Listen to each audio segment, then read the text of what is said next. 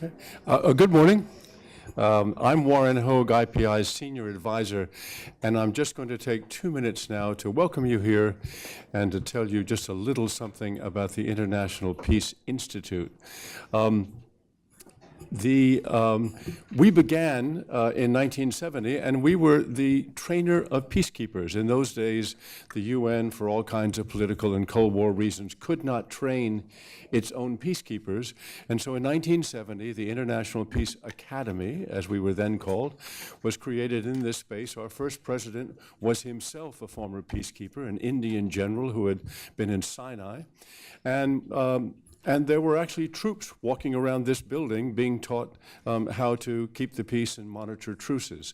Over time, the UN, of course, created the Department of Peacekeeping Operations. It trains its own peacekeepers now. We evolved into being a think tank. Today, we are a independent, very international. As a matter of fact, we are 45 people representing 29 countries.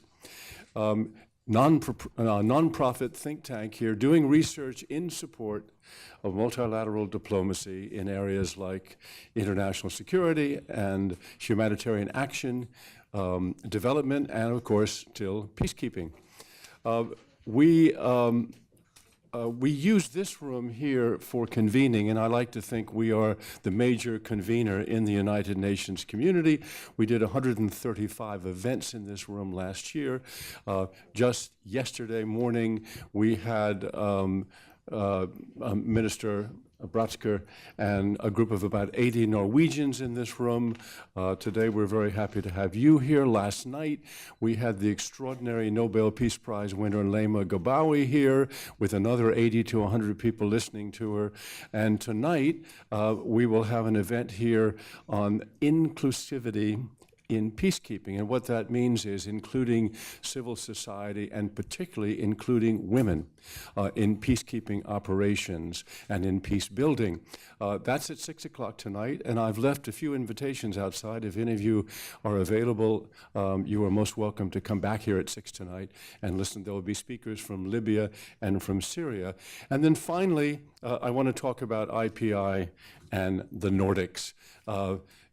Our president, as you know, is Norwegian, Terje Rød-Larsen.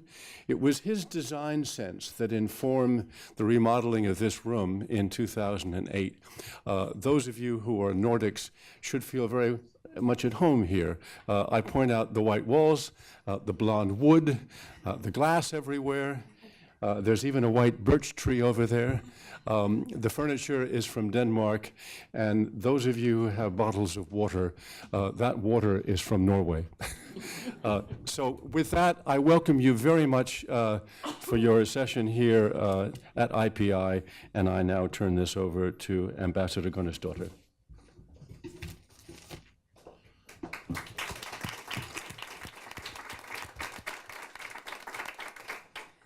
Thank you very much for these welcoming remarks. Excellencies, ladies and gentlemen, it is an honor to welcome you to this Nordic Ministerial Side event on promoting gender equality and empowering women and girls through education. Now we are all aware that UN agencies and governments and civil society have stressed the need to break down gender stereotypes in education and training as imperative to empower women and to achieve gender equality in the labor market.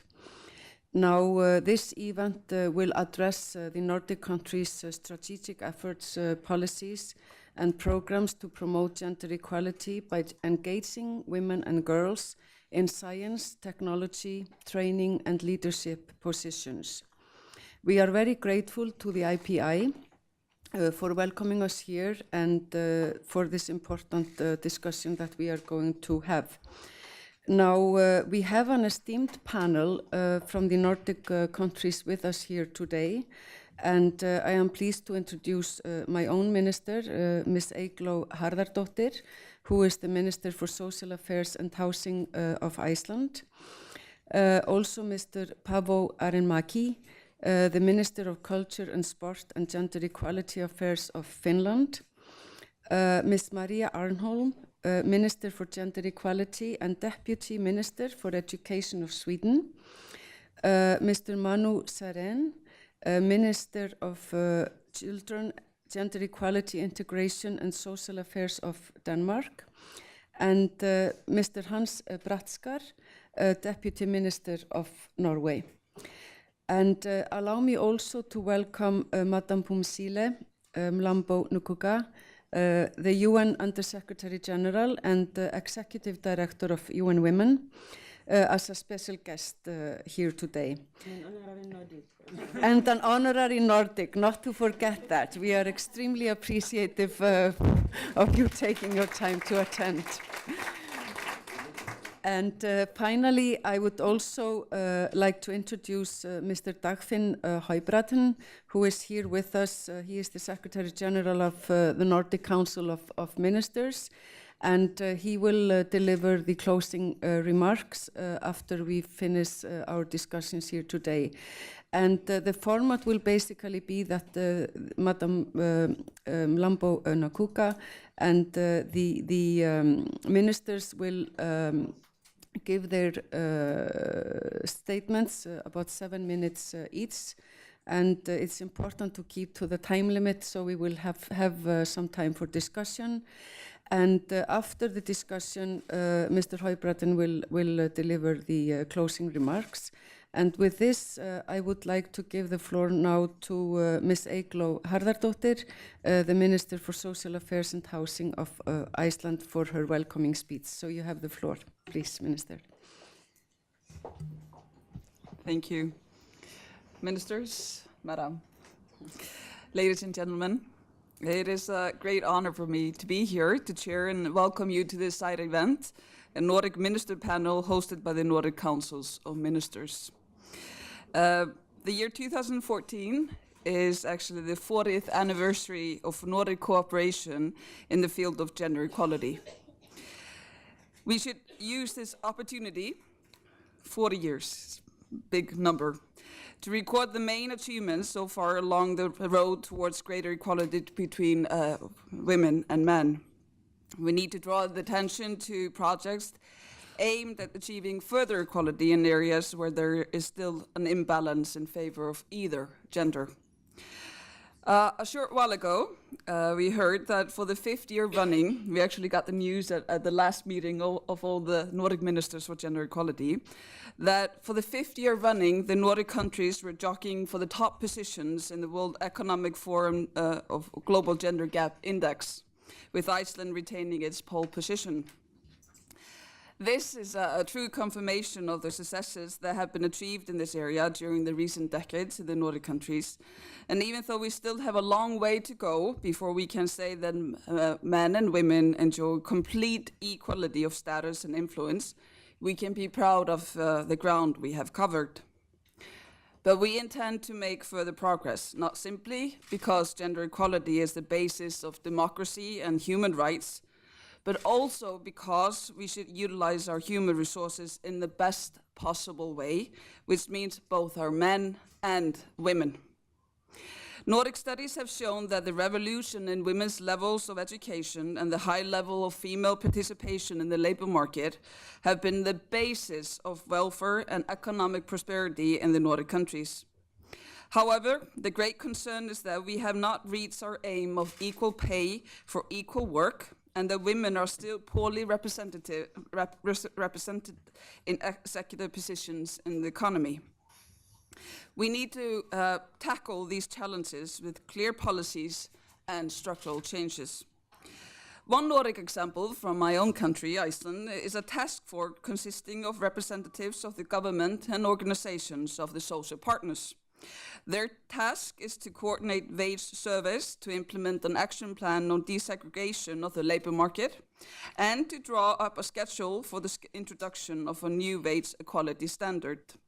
This standard will enable companies and institutions to obtain certification to verify that their wage issues and wage systems involve no gender-based discrimination. The action plan on desegregation is based on research which shows that the gender pay gap is first and foremost reinforced by gender segregation in the labor market. In preparing this work, we have asked ourselves challenging questions about how we can change the underlying structures that produce and reproduce gendered stereotypes.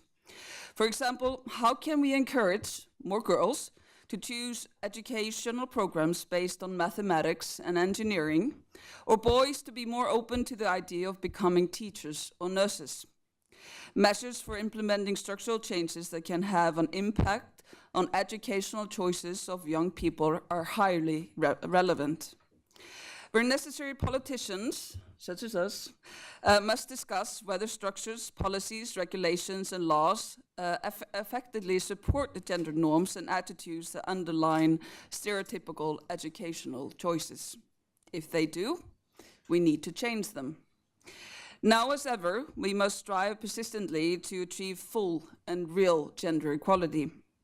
Having shared best practices on gender equality for 40 years, the experience of the Nordic Councils of Ministers is simply that gender equality does not come about on its own accord. It is the result of more than 100 years of tireless campaigning and work. In the 100 years that have passed since women first acquired the right to vote and stand for election on the same footing as men, we have reached a point where women account for between 38% and 45% of elected representatives in the Nordic legislative assemblies. We want to achieve an even greater balance between men and women in politics. We also want to share what we have learned with the rest of the world and communities that cannot afford to wait as long as we did, more than 100 years for political equality. It is a pleasure and a matter of great importance for the Nordic countries to be the nations that enjoy the respect of others for working and ensuring gender equality. Gender equality is a matter that should be taken for granted, but as we know, this is not the case in so many parts of the world. I hope that the Nordic countries will continue to make their contribution to the international collaboration and play an active role in the important challenge facing all of us to improve the positions of women and advance the cause of gender equality everywhere in the world. I hope that we at this event will have a fruitful discussion, an interesting discussion, because it's always fun to talk about gender equality, that will bring us closer to our common goal of greater gender equality, equal men and women. Thank you.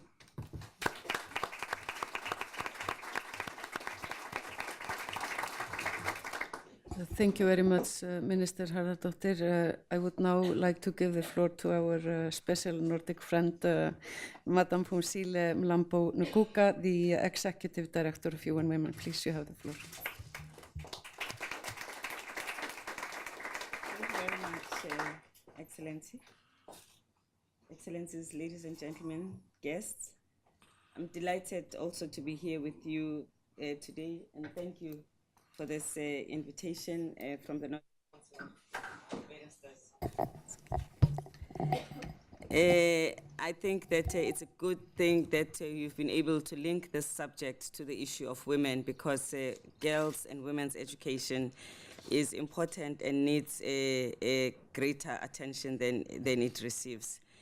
The exemplary record of the Nordic countries in providing quality education is also one that we can all learn from. At UN Women, we recognize the power and the indispensable nature of education and training for girls and young women. The recently released UNESCO Education for All Global Monitoring Report highlights the important role of education in advancing gender equality and overall development. It also tells a worrying story. We see the universal primary education is likely to be missed by a wide margin, notwithstanding that many countries, especially those that started at a very low base, did a lot of work and achieved a very high enrollment. But to some extent, what we gained in enrollment, we lost in quality. In addition, we still have too many children that are out of school. For instance, the number of children out of school was 57 million in 2011, half of whom lived in conflict-affected countries. And the takeaway from there is that not unless we have an intervention giving those children second chances, those countries will be conflict areas again. Because when those children grow up into nothingness, we are likely to have challenges. In sub-Saharan Africa, only 12% of poor girls in rural areas were completing primary education by the end of decade. If recent trends in the region continue, the richest boy in sub-Sahara will achieve universal primary education completion in 2021. But the poorest girl will not catch up until 2086. Now, this is a tragedy of unimaginable proportion. That is why 2015 goal has to address this fundamentally, because this is reversible. It's, when it comes into education and young people, there is a solution. We just have to put our mind into it and make it a big priority. In 2011, 69 million adolescents were out of school, with little improvement in this number since 2004. We've also seen something that shocked me, that in 2011, there were 774 million illiterate adults, and this was a decline of 1% since 2000. How do we get a decline in adults' education and adult literacy? Because adults do want to learn, those who find themselves illiterate. And of course, almost 2/3 of illiterate adults are women. So this is why I think also this connection of me being an honorary Nordic is very important, because we have got this, this connection. I just want to summarize then just the few things that I think we need to think about, and hopefully in the discussion we can talk about that. Education has to be targeted to the areas in which we are seeing the greatest distress. Girls in primary, upper primary and early secondary school, that's where we've got the biggest loss. And in coloration, it must be about also intervening in those aspects that cause girls to lose school. Early marriages, so-called, because there can't be a marriage if it's a child that's involved. That is an abusive relationship, whichever way we want to call it. But the dropout of children as a result of these so-called marriages, as well as early pregnancies, those children need a second chance. So targeting there, and those that need a second chance with vocational education as against purely academic education, but opening up a possibility that some of them may become professors. They just need a second chance to come back on stream. Qualifying teachers, because the quality of education is a big challenge, and education never outperforms the quality of its teachers. So the underlying problem in education, it is teachers, it is teacher training institutions. So investing in teacher training, in teacher quality, again, another important education. The delivery of education, especially teacher training, through use of technology. Usually in developing countries, including mine, when we are involved with providing technology to schools, we are targeting a lot to children, which gives us minimum results. When we target teachers, it is a much better investment for governments, because teachers have a greater impact, because then they assist lots of children. If children on their own are teaching themselves technology, and I have an experience of that, they play. And sometimes there's a tension between the enjoying the play and learning. When they have a teacher, they play and learn. So investment in teachers has a higher rate of return, especially because technology can be a tool to learn and a tool to teach. So again, better use of technology, cost-effective, greater outreach to where it is needed. The engendering of education, so that education speaks to the issues that we're trying to address. Here at CSW, the issue of sexual rights, reproductive health, is a very divisive and a difficult issue. This issue, the children should be learning about in grade 1. So that by this time, you do not have men sitting around the table determining what's going to happen to their fertility. They should have the freedom, irrespective of who says what, they are able to make their choices. We leave it until too late, and then we now are going to be captives, because they do not have the rights to make those decisions. So education must speak to many of these issues. I'm just picking on that because it's a topical issue here, but there's many issues that we miss out in education. The violence against women. You have countries, we saw the EU report, and that even countries with very strong human rights bases, but the violence against women, it's there. I think in many of our countries, we have not put this on the curriculum to teach about it and to make sure that children grow up knowing that that is a no-no.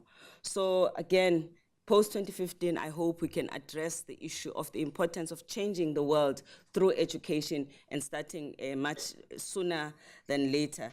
And of course, the last thing is the support of women's organizations as the strongest supporters of advocacy that will make education relevant for women and girls.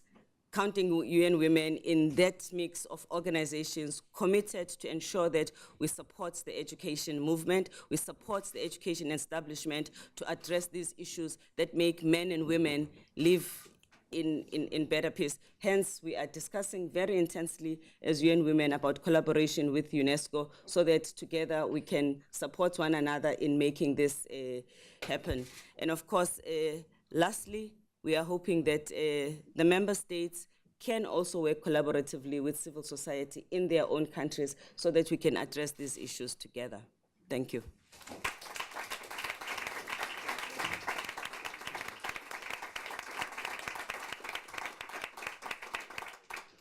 Thank you so much, and for all the topics that you brought up that are very dear to us in the Nordic countries. And I will now give the floor to Minister Paavo Arhinmäki of Finland, Minister for Culture, Sport and Gender Equality Affairs. Please, you have the floor, sir. Thank you, Madam Chair, Excellencies, ladies and gentlemen. It is a precondition for all human development and powerful driver of economic and sustainable development. It reduces child and maternal mortality. It increases entrepreneurship and job opportunities. And any investment in girls and women has a multiplier effect. Education and learning for all makes perfect sense, even for a strict economic perspective. We think it about the human rights perspective, we think about the gender equality perspective, but it is even strict economic perspective very wise. The global picture is still alarming. We are eager to stress inclusion. Inclusive education and equal educational opportunities of high quality for all. In Finland, in our own education system, the aim is to give all children equal rights, duties and possibilities regardless of their sex and sexual background. The gender norms that are dominant in the society have a large impact on children and young people. The gender norms can also have an impact on the gender expression, the behavior, and what kind of education and occupation they choose. This also, in a longer perspective, affect women's pay and create gender pay gaps. All of us are products of our societies with certain types of gender stereotypes. I believe that many times we do not even notice this. We do not notice the stereotypes. What should we do? For example, in Finland, I'm presenting the government proposal on the renewal of gender equality law of Finland next week. One of the new things is going to be compulsory gender equality planning in the primary schools. So we start in the grassroots thinking about the gender equality and try to find those stereotypes. For this, we also need to have gender training for our teachers. It doesn't just happen if we have it in legislation. We have to have teachers who can understand and who can find those stereotypes. I just took this up for one example of Finnish measures. Even though Nordic countries, we are top of the list in gender equality issues, still we have much to do and still we have to learn from each other's. I want to highlight that gender equality, sexual and reproductive health and rights, and comprehensive sexuality education are priorities for us. We would like to see them as a priorities also in the post-2015 agenda. I hope we can learn our experiences during this meeting, during this week, and especially afterwards. We should have all kind of discussion. We should share good practices, how to strengthen gender equality and how to fight against stereotypes which are bad, both women and men. Thank you very much.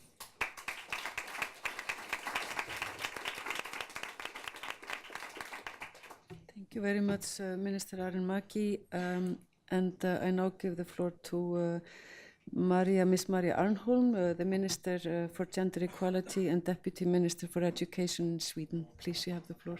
Thank you, Madam Chair. Thank you all for coming here, and Madam Executive Director, my beloved colleagues. Let me tell you that the 6 of us started off before the seminar with a very interesting discussion. And Madam Executive Director pointed out that if we really want to make a change, we have to go to the roots and to fight the structure and the patriarchy. We cannot afford to only fix everything with a band-aid. And if I interpreted you right, to just state education for all is a band-aid. And if you want to change the structures, you really have to do a surgery that goes much further down. And I see this seminar in that context, that we in the Nordic countries that really do have education for all and have had that for 150 years, we still battle with the structures, and maybe we have some lessons learned and some mistakes made that we can share with you. I often talk about the fact that questions relating to gender equality are not matters of opinions, but of knowledge. Matters of gender equality is not just an opinion, it's a matter of knowledge. We know for a fact that many of our thoughts, ideas, and perspectives of the world are shaped and created already during our childhood. It's not a matter of opinion that many boys and girls, men and women, both study and work in gender segregated environments. Girls and women study humanities and later work as preschool teachers or nurses. Boys and men study engineering and are overrepresented among computer scientists or firefighters. This we know for a fact. But the important thing to bear in mind is that gender segregation is not something that is predetermined by forces beyond our control or influence. This can be changed, and I also believe that it ought to be. Not because I think it's inherently wrong that women choose to work as nurses and men as firefighters, but because I believe that it is a result of constraining social norms and conventions. There are many things we can do. The most fundamental measure is to integrate gender awareness at all levels of education, from early childhood to higher education, informal as well as in non-formal settings, from planning infrastructure to, as have been pointed out here, training teachers. In parallel with this, we can initiate specific strategies. For example, the Swedish National Agency for Education, the state agency responsible for implementing government decisions, is currently working with implementing awareness of gender perspectives in educational and vocational counseling. The aim is to ensure that pupils receive broad and gender-neutral guidance when choosing what to study after school. I believe that it is important to let people make stereotypical choices, but not before encourage them to think beyond the norms. Given that gender stereotypes are shaped so early, I would also like to stress the importance of preschool. Considerably priorities have been made as regards to the Swedish preschool system. We have chosen to combine early childhood education and childcare and what we call the educare model. And we reached 94% of kids between 3 and 5. And if we count from 2, I think it's like 85%. So we really meet most kids there. And preschool do have a dual function to enable parents to combine parenthood with work or studies and to encourage children's development and learning. All preschools work according to a curriculum, and I think that's a very important thing. They do have a curriculum that really have set goals when it comes to reading, counting, and to natural sciences and technology. So all boys and girls should in preschool be taught about technology and nature sciences. I think that's very important. So just finally, I would like to share some experiences because I am the minister responsible for preschool. So I travel around my country and visit preschools and preschool teachers every week. And it's not rare that when they start to work with gender pedagogy, they really get some eye openers. The first one is that they, as pedagogues, really carry the norms themselves. And I think this is for policymakers, for even if it's the parliament or the government or the UN, this is really the hard part because each and every one of us carry the norms within us. And when it comes to pedagogues working with small kids, that's really something that each and every pedagogue have to take into account. And I have followed a couple of projects in Sweden, and just let me take one small example that really points out what I mean. When you work with gender pedagogy, one way of doing it is to just filming each other to see what really happens when the child and the pedagogue meets. And in one preschool they had filmed when the pedagogues helped the kids to go out and play in the playground. And they were all convinced they were very gender neutral pedagogues. But what they found was in 65 times dressing a kid. You can never imagine, but it were 3 times a girl and 62 times a boy. And that is in its very, very tiny, this little tiny story shows that if we should really get to the roots, to the structures, I think preschool is the way to start, but we cannot close our eyes for this cannot only be in paper. It has to be a change within the head of each and every one of us. That is the first thing they notice. The second thing that I think is very hopeful is when a preschool in Sweden start to work with gender pedagogy and talking about it as genus, they often end up talking about it as individualization. When they get further, they don't see the boy or the girl, but the individual, and that really creates a new kind of pedagogy and a much more forceful way to open up the realities, and the possibilities in life for each and every individual, free from the straitjacket of not only the gender stereotype, but ethnicity and a lot of other things that constrains us as individuals. So I think we have a really long way to go, but I think this is one of the most important ways to start in the preschools with pedagogues that can face themselves in the mirror and try to think differently. Thank you.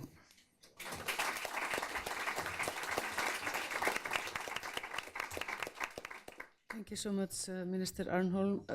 I will now introduce Mr. Manu Saren, the Minister of Children, Gender Equality, Integration and Social Affairs of Denmark. Please, you have the floor. That's a very long title. Thank you, Chair. And ministers, Madam Pumsili, ladies and gentlemen. Just a few weeks ago, I read an interview with Sheryl Sandberg from Facebook. And if you don't know who she is, Ms. Sandberg is both the Chief Operating Officer at Facebook, but also a declared feminist. And I don't mean this as a contradiction at all. You can be both. But that wasn't my point. Ms. Sandberg made some very interesting points in this interview. First of all, she finds that we can introduce as many quotas as we want for women in management, but it will never be efficient enough. Instead, we have to address the stereotypes that are surrounding leadership, just as all the panel actually has said. Secondly, she also underscores that today's women are not being equally heard when the big decisions are made. And Sheryl Sandberg argues, and I agree with her 100%, that if we had more women in decision-making positions, we would be able to make better choices. This is not only an intelligent statement in the interview made by her, but it also made me think. It made me reflect on what we are doing in Denmark, for example, to promote more women in leadership and management. Because the interesting part is, why does a country like Denmark with equal opportunities and high degree of gender equality need more initiatives to promote women's participation? Because we already have a female prime minister, we already have a female vice prime minister, and we actually also have the world's highest rates for women active on the labor market. It's 71%. And we are also having many young women taking a higher education. So why is it important to continue our work and keep promoting equal opportunities for men and women? For me, the main reason is that the welfare and prosperity of the Danish society is built upon gender equality and women's participation. For Denmark, and I'm sure that my Nordic colleagues will agree, because this is also happening in the Nordic countries, gender equality is the part of the reason behind our stable and prosperous societies with a high degree of welfare and social security. Women's participation is basically one of the main factors behind the positive development of the Nordic countries and societies. And I hope that we have served as role models, showing that equal opportunities for women and men are a benefit for all. In other words, and I think it's very clear, it's a win-win situation for everybody. So gender equality should be a part of the solution indeed, and the future development of our societies. But even with these achievements over the many years, we are still lacking, for example, women in management boards. We have addressed a solution for that also with the legislation last year, and I think that we'll see many more women in Danish boards in the next couple of years. But women in management are, of course, very, very important, but that's not enough. We also have to see many more women in research also. Among the professors who are working in Denmark at the most senior academics at a university, only 17% are women. And this is, first of all, of course, unfair waste of human resources and talent. So we are also addressing some solutions there. As Marie also told you, we really need girls, young girls in STEM, for example, science, technology, engineering, and mathematics also. But I don't think that the problem is just the pedagogues, because I also see some problems there in the school, but also among us as parents also. Yesterday, I told you about my daughter. Some of you were there. I recognize some of you, but many of you wasn't there at the side event. But I told you that 2 years ago, I went to and had to visit a factory, and we had a lot of girls there, and they were like practicing how to be an engineer. And the fact is that in Denmark, 80% of all engineers are men. I think in Sweden and Norway and Iceland, it must be the same, yeah, and Finland as well.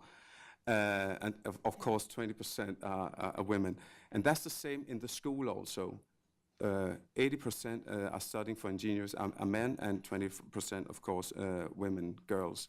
Just before leaving, I asked my daughter, she's 17 now, but at that time she was 15. And I asked her what she wanted to be when she grew up. And like I said, she wanted to be a journalist, and I don't understand that because I'm a politician. We don't like journalists. but besides that, I asked her, how about being an engineer?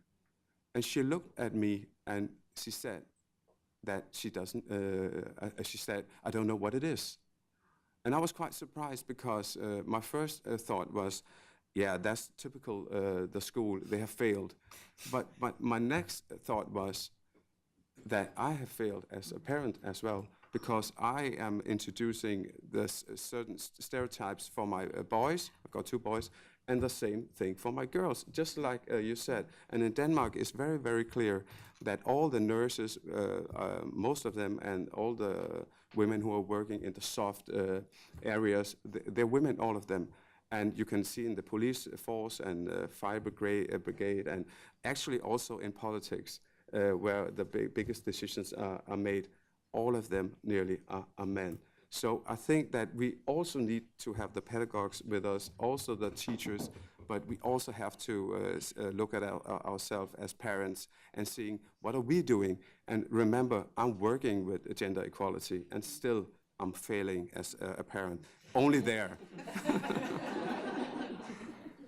We have, Madame Pomsili also mentioned violence against women, and that's also a big challenge in Denmark, indeed. And that's one of my biggest priorities, and we talked about that when you visit Denmark. We are also addressing that problem in school. I think it's very, very important that when if we want to eliminate violence against women, that we have to have the future generation with us. And unfortunately, we know that most of the perpetrators are men, but we have to, if we want to reach them, we have to do that in school. So we are doing that as well. And we also did something else. I think it was last year. We had gender as a part of curriculum in education when you want to educate as a teacher. So we are addressing these problems with a lot of solutions as well. But there's still, unfortunately, a long way to go. But my bottom line is that we just must keep breaking down the barriers and changing the stereotypes, like everybody is saying here. And the reason is, and that's very clear, we don't want to limit the future generations of leaders, scientists, and students. So the work has to start already today. Thank you very much.